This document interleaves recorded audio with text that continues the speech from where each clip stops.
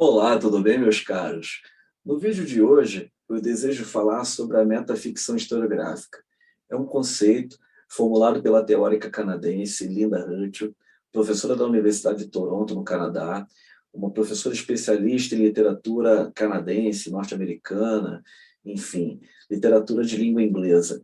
Bom, é uma professora que tem uma vasta produção científica no campo das interartes, como cinema, livros sobre adaptação, livros sobre a questão do pós-moderno na literatura, que são os temas que a professora se debruça mais, que é compreendermos as nuances da literatura pós-moderna, principalmente a literatura híbrida, que é uma expressão da Magdalena Perkowska, e está no livro dela sobre a hibridez no romance hispano-americano. Não é bem esse o título, mas eu deixo também nas referências para vocês na descrição, Magdalena Perkowska.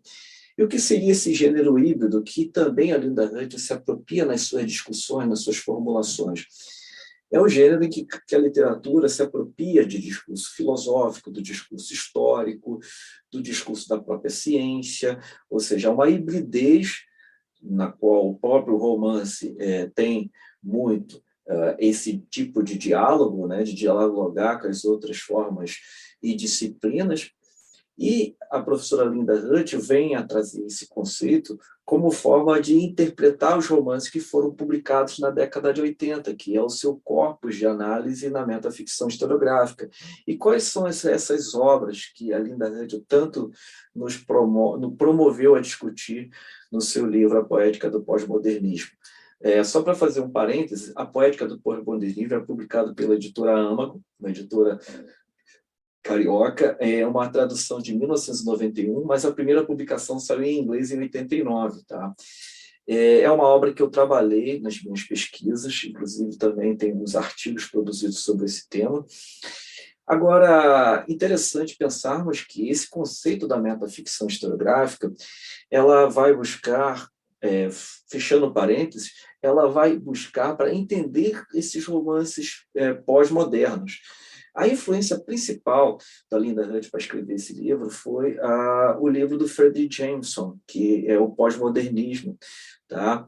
Eu tenho o livro também, vou deixar na descrição também para que vocês possam ter acesso, que é um teórico da Universidade, se eu não me engano, da Califórnia, tá? É um teórico norte-americano. Mas ela refuta um pouco o conceito de Jameson para inserir o seu pensamento, as suas formulações, a Linda Hunt, e, acima de tudo, descortinar quais são esses romances. Ela diz que o Fredric Jameson, por chamar esses romances de pós-moderno, não é suficiente para abarcar toda uma produção literária que se distingue das outras produções que estavam sendo produzidas nessa época. E o argumento da Linda Hunt para dizer isso é que esses romances eles têm tiveram uma alta vendagem, venderam muito na década de 80, tá? E foram transformados em filmes também. Então, os romances que ela estuda no livro dela, A Poética do Pós-Modernismo, é O Nome da Rosa, do Humberto Eco, né? Uma produção interessantíssima, que ela diz que mescla o discurso do romance histórico, do romance policial, do romance filosófico, tá? Juntamente com uma história que acontece no mosteiro, na Itália medieval, enfim. E tem toda uma confusão entre a história e a literatura também nessa obra. Os Filhos da Meia-Noite, do Salman Rushdie, né? Um outro escritor interessante, que é um escritor indiano. Nós temos o Papagaio do Flaubert também, que é de um outro escritor, que eu já vou lembrar o nome também. Tá? Tem A Mulher do Tenente Francês, do Foulis, que também virou filme, com Jamie Irons. Tá? Então, essas obras, todas elas foram transformadas em filmes, tá? Na década de 80. E elas tiveram uma alta vendagem, uma vasta leitura perante o público leitor. Esqueci de mencionar também o Ragtime, do Dr. Brown, e o livro do Daniel, do Dr. Brown também. Então, o que ela nos trabalha, a Linda Hutt, nos provoca, é a estratégia desses escritores que eu acabei de mencionar, da utilização de artefatos da história oficial, ou seja, o leitor ele não compreende o que é história e o que é literatura, existe uma confusão proposital, tá, dentro desses romances. Nós temos também parte desses romances que ficcionalizam a vida de figuras históricas, tá? Que dá voz a figuras históricas, enfim, né? Boa parte dessas figuras históricas transitam também com figuras fictícias dentro da obra, exige um leitor medianamente familiarizado com os acontecimentos de época também. Tá? Nós temos uma permeabilidade, tá, de uso da paródia e da intertextualidade, ou seja, é utilizado e muitas das vezes também confunde o próprio leitor. Também essa questão da intertextualidade já foi fruto de um outro vídeo meu, vou deixar também na descrição o link para que vocês possam ter acesso lá na playlist. E a questão da paródia também, que é uma espécie de composição poética, digamos, de outras obras, ou seja, o próprio significado da palavra paródia é o canto paralelo, né?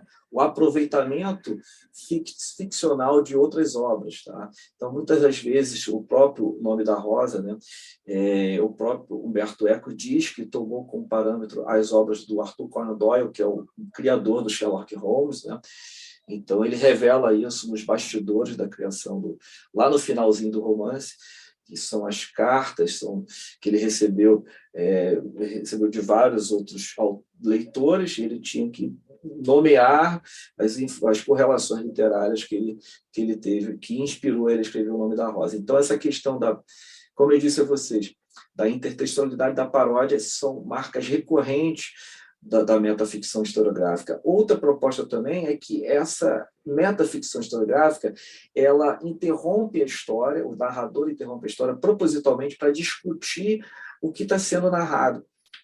Então, se a história ali, que se trata de fatos históricos, ele vai provocar no leitor essas perguntas. São retóricas, outras não são retóricas, para instigar o leitor a pensar sobre a história oficial que está sendo ali adicionada no próprio romance. Isso também é uma marca recorrente da metaficção historiográfica. Outra marca recorrente da metaficção historiográfica é a questão da multiplicidade de narradores. Então, vários narradores, distintos narradores, estão ali narrando aquela mesma história, aquele mesmo enredo. Tá? Então, não existe só um narrador, primeira pessoa, mas existe um narrador de terceira pessoa onisciente que também cutuca ali o leitor com algumas indagações, convida o leitor a discutir a obra, e isso também é a própria metaficção, que é o fazer literário dentro da própria obra. Isso também é interessante dizer, que a metaficção historiográfica explora isso também. Tá? Outro fator interessante de pensarmos a metaficção historiográfica, segundo a teórica Linda Hutchell, tá? É essa questão dos excêntricos, que já foi fruto também de um outro vídeo meu, tá? É das minorias. Então, as minorias estão lá inseridas dentro do plano narrativo da obra e elas estão também em diálogo com as autoridades também do romance. Tá? Então, tanto Os Filhos da Meia-Noite, do Salman Rushdie, nós temos uma vasta galeria de personagens que estão ali discutindo com o próprio florescimento dessa Índia que está ali, digamos, numa expansão territorial, né? É uma obra muito interessante que virou filme também, tá? Na década de 80. Então, resumindo um pouco o que a Linda Hutchell está a dizer na metaficção historiográfica, nós temos a multiplicidade de narradores, nós temos a paródia, a intertextualidade, a bricolagem, o pastiche, nós temos a questão da permeabilidade entre a paródia e a intertextualidade, nós temos a confusão entre a história e a literatura, o discurso híbrido da filosofia da história dentro do texto literário, nós temos a valorização dos excêntricos, das minorias, os excêntricos estão ali, os personagens fora do centro, tá? E ela vai casar vários fragmentos também desses romances que eu acabei de mencionar para comprovar os argumentos que ela busca delinear. É interessante dizermos que o livro dela é utilizado por muitos pesquisadores brasileiros e estrangeiros também. Ela é autora de uma teoria da adaptação, também uma outra obra interessante, uma obra publicada pela editora da UFSC, da Federal de Santa Catarina. Tá? E eu deixo também essas referências na descrição do vídeo, para que vocês possam também consultá-las. Tá? Resumindo um pouco, então, a Linda Hutchell, ela teve essa inspiração tanto do Fredric Jameson. Outro teórico que ela também teve inspiração é o François Lyotard, A Condição Pós-Moderna, que é outro livro, um intelectual francês que teve uma encomenda de um livro para escrever um livro sobre as condições da universidade estrangeira, do discurso da narrativa mestre, enfim, dessa questão da ciência também. Enfim, é um livro muito polêmico também, um livro interessante de ser lido, A Condição Pós-Moderna. Eu deixarei nas referências para que vocês possam ler. Então, quem não leu A Poética do Pós-Modernismo, aproveita para ler, que é uma obra fundamental para que nós possamos entender essa literatura pós-moderna, a literatura contemporânea, a literatura que revisa as outras literaturas, que, acima de tudo, toma como parâmetro outros textos literários, e que nós não temos mais uma personagem, digamos, central, onipotente, que está lá no pedestal, mas temos sim uma personagem com imperfeições, com características comuns aos subalternos, aos excêntricos. Outra marca recorrente também da metaficção historiográfica. Dentre todas essas que eu acabei de mencionar, existem outras também que são mencionadas diluidamente ao longo do ensaio dela. Fica a dica para que vocês possam ler. Um grande abraço. Quem gostou do vídeo, dê um joinha e até o próximo vídeo.